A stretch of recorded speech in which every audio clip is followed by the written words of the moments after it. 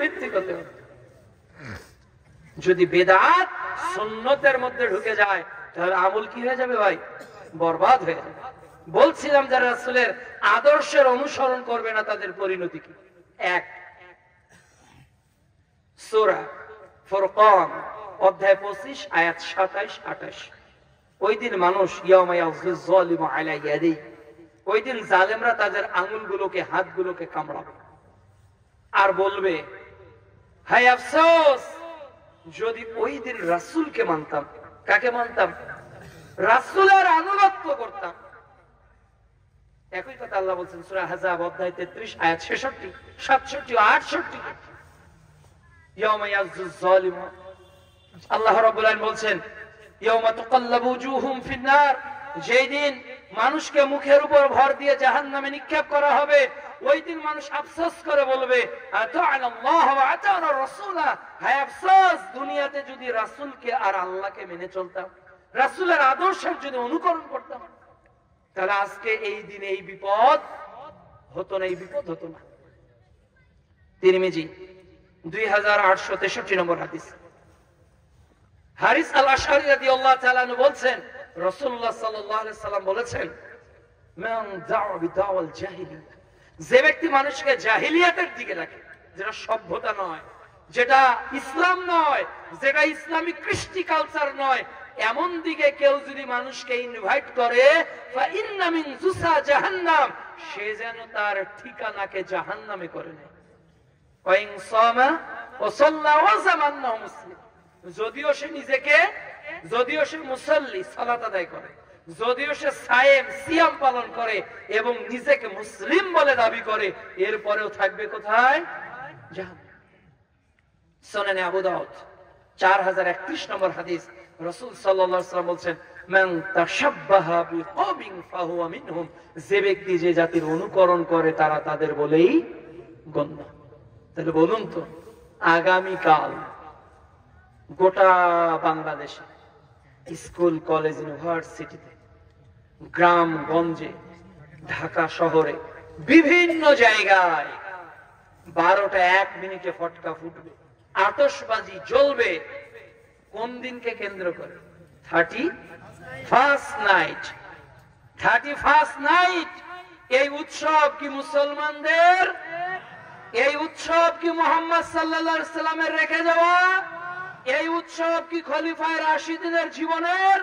এই উৎসব কি মুহাদ্দিসদের? এই উৎসব কি ইমাম আবু হানিফা, শাফি, মালিকি, হাম্বলীর? তাহলে এই উৎসব কাদের? ইহুদি নাসরাদের, বেধর্মীদের। বলেন এই উৎসব কাদের? বেধর্মীদের। সূরা মাইদা অধ্যায় 5 আয়াত 50 আল্লাহ বলছে আপা হুকমুল জাহিলিয়াতি ইয়াবগুন, তারা কি জাহিলিয়াতের বিধান কামনা করে, অথচ আল্লাহর চেয়ে উত্তম বিধান আর কার? সূরা মাইদা অধ্যায় 5 আয়াত 51 আল্লাহ বলছে ইয়া আইয়ুহাল্লাযীনা আমানু, হে ঈমানদার বান্দাগণ, লা তাত্তাখিযুল ইয়াহুদা ওয়ান নাসারা আউলিয়া বা'দুহুম আউলিয়া বা'দ, হে ঈমানদারেরা ইহুদি ও নাসরাদের অনুসরণ করো না। কাজেই মুসলমান তো অনুসরণ করে বিশ্ব নবীর, মুসলমান তো অনুসরণ করবে কোরআনের, মুসলমান তো অনুসরণ করবে আল্লাহ রাসূল যা দিয়ে গেছে। এর বাইরে মুসলমান কোনো কিছুর অনুসরণ করতে পারে? কোনো কিছুরে পারে না। এর উপস্থিতি, এই অনুসরণ যারা করেছিল তাদের ঈমান অনেক দামি ছিল, অনেক দামি ছিল। কেন? তারা ঈমানটাকে কিনেছিল, আর আমরা ঈমানটাকে পেয়েছি। এই জন্য ঈমানের দাম বুঝি না। সূরা বুরুজ পারা 30 অধ্যায় 85 আয়াত 8 আল্লাহ তাআলা বলছে ওদের উপর অত্যাচার হওয়ার, ওদেরকে নির্যাতন করার আর কোনো কারণ ছিল না, একটাই কারণ ছিল যে ওরা ঈমান এনেছিল। সূরা বাকারা অধ্যায় 2 আয়াত 214 আল্লাহ সুবহানাহু ওয়া তাআলা বলছেন তোমরা ঈমান এনেছো, এই কথা বললে তোমরা কি মনে করেছো আল্লাহর জান্নাতে প্রবেশ করলে? অথচ তোমাদের উপর এখনো এই মুসিবত বিপদ আসে নাই, যেটা পূর্ববর্তীতে এসেছে। সূরা আনকাবুত অধ্যায় 29 আয়াত 1 আল্লাহ বলছে তোমরা ঈমান এনেছো, এই কথা বললেই ছেড়ে দেওয়া হবে, তোমাদের পরীক্ষা করা হবে না। সূরা মুলক অধ্যায় 67 আয়াত 2 আল্লাহ বলছে আমি মৃত্যু আর জীবন দিলাম তোমাদের পরীক্ষা করার জন্য। তিরমিজি 2324 নম্বর হাদিস প্রিয় নবী বললেন আর দুনিয়া সিজনুল মুমিন, দুনিয়াটাই মুমিনদের জন্য কারাগার। আবু বকর, ওমর, ওসমান, আলী কত পরীক্ষা দিয়েছেন। সুমাইয়া রাদিয়াল্লাহু তাআলা আনহা কে শাহাদাতের পিয়ালা পান করতে হয়েছে। হানজালা রাদিয়াল্লাহু তাআলা আনহু বাসর ঘর ছেড়ে যুদ্ধের মাঠে ঝাঁপিয়ে পড়েছেন। ঝাঁপিয়ে পড়েছেন কিসের জন্য? ইসলামের জন্য। এই উপস্থিতি বেলাল রাদিয়াল্লাহু তাআলা অনেক নির্যাতন সহ্য করেছেন স্রেফ ঈমান আনার জন্য। যে রাসূলের আদর্শের কথা সংক্ষিপ্ত ভাবে বললাম, এই রাসূলকে যদি আসলে আমরা মহব্বত করতাম, ভালোবাসতাম, আজকে কোন নেতার ছবিতে যদি আঘাত করা হয় দলক্ষিপ্ত হয়ে যায় কিনা? দলক্ষিপ্ত হয়ে যায়। কিন্তু বিশ্ব নবীর যে আঘাত আপনার পরিবারে করছেন, আপনার সংসারে করলেন, আপনার বিবাহতে করলেন, আপনার 3.5 হাত বডিতে করলেন, আপনার মধ্যে কোনো কষ্ট লাগে না কেন? আপনি ইসলামকে কিনে নেন নাই, এটা বাপ দাদার পৈতৃক সূত্রে পেয়েছেন, উত্তরাধিকারী সূত্রে। আমরা উত্তরাধিকারী সূত্রে কিছু জমি লেখা থাকে, উত্তরাধিকারী সূত্রে এই জমির মালিক। কিছু জমি লেখা থাকে বায়না সূত্রে এই জমির মালিক। কিছুটা আবার লেখা থাকে ক্রয় সূত্রে এই জমির মালিক। তো আমরা ইসলামের মালিক উত্তরাধিকারী সূত্রে। যদি অমুসলিম যারা মুসলমান হচ্ছে, যারা বাড়ি ঘর ছাড়তেছে, নির্যাতন হচ্ছে, নিষ্পেষিত হচ্ছে, ওই ঈমান যদি আমরা আনতাম তাহলে বুঝতাম যে ঈমান কত দামি জিনিস, ঈমান কত দামি জিনিস। এই উপস্থিতি, আসুন না আমরা মৃত্যুর আগে সাচ্চা ঈমানদার হই। আমরা মৃত্যুর আগে নিজেকে সংশোধন করি। মৃত্যুর আগে নিজেদের যাবতীয় হারাম, নিজের যাবতীয় অশ্লীলতা, নিজের যাবতীয় বেহায়াপনা, নিজের যাবতীয় বেহাল্লাপনা থেকে নিজেদেরকে বিরত রাখি। অবশ্যই অবশ্যই 31st নাইট কোন মুসলমানের বাচ্চা পালন করতে পারে? আমরা 31st নাইটকে ঘৃণা করি। আবু দাউদের 1132 নম্বর হাদিস, মুহাম্মদ সাল্লাল্লাহু আলাইহি ওয়াসাল্লাম মদিনা গেলেন, মদিনাবাসীরা 2 দিন পালন করে। আল্লাহ রাসূল সাল্লাল্লাহু আলাইহি ওয়াসাল্লাম বললেন, তোমাদের ওই 2 দিন বাতিল, তোমাদের জন্য 2টি দিবস, একটার নাম ঈদুল আযহা আর একটার নাম ঈদুল ফিতর।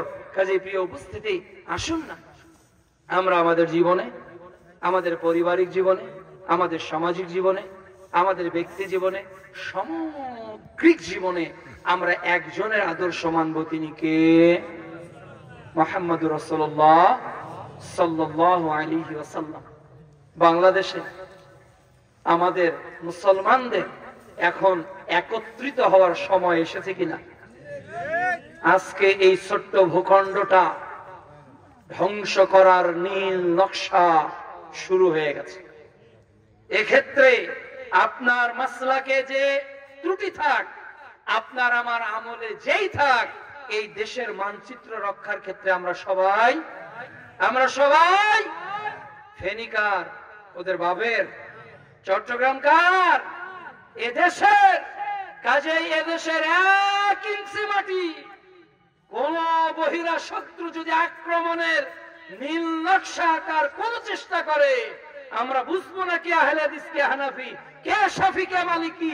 এ দেশকে রক্ষার জন্য কাঁধে কাঁধ মিলিয়ে, পায়ের সঙ্গে পা মিলিয়ে এই মাটিটাকে রক্ষা করার সর্বোচ্চ চেষ্টা করতে হবে ইনশাআল্লাহ।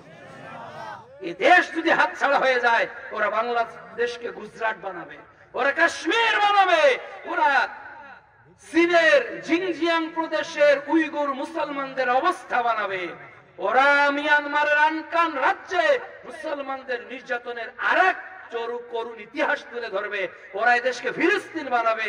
কাজী মুসলমান ঈমান আমল নিয়ে যতদিন টিকে থাকবে, ততদিন এদেশের স্বাধীনতা ও সার্বভৌমত্ব ঠিক থাকবে। যেই দিন আমরা ঈমান বিক্রি করে দিব, যেই দিন আমরা ঈমান থেকে ওই এসকেনো আর ওই বিভিন্ন আর বিভিন্ন তথাকথিত এই প্রগতিবাদের নাস্তিক আর বাম আর রামের পক্ষ নিব, ততদিন এই দেশ ধ্বংস হয়ে যাবে। কাজী মুসলমান, ওয়া'তাসিমু বিহাবলিল্লাহি জামিআ, আল্লাহ এদেশের মুসলমানদেরকে তুমি ঐক্যবদ্ধ থাকার তৌফিক দান করো। আল্লাহ নিজেদের মধ্যে মারামারি না করে যাতে তৃতীয় পক্ষ এই দেশে ঢোকার সুযোগ না পায়, আল্লাহ তুমি সর্বোচ্চ ঈমান মুসলমানদের বাড়িয়ে দাও। পরিশেষে